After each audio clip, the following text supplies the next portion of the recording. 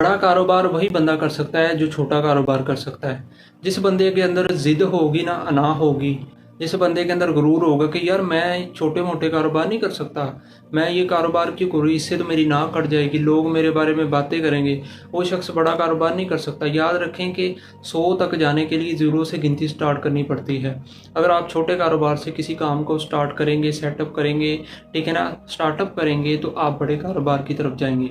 छोटा कारोबार हमें ये सिखाता है कि हम बड़ा कारोबार कैसे कर सकते हैं। छोटे कारोबार से हम बहुत सी चीज़ें, बहुत सी बातें, बहुत से मामलात सीख जाते हैं, समझ जाते हैं, जो हमें बड़ा कारोबार करने में हमारी मदद करते हैं।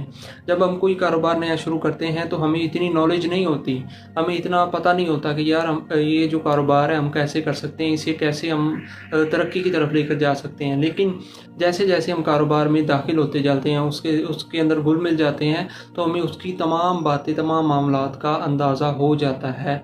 उसके बाद फिर हम समझ जाते हैं कि हम अपने कारोबार को कैसे इंक्रीज़ कर सकते हैं, कैसे उसे बढ़ा सकते हैं।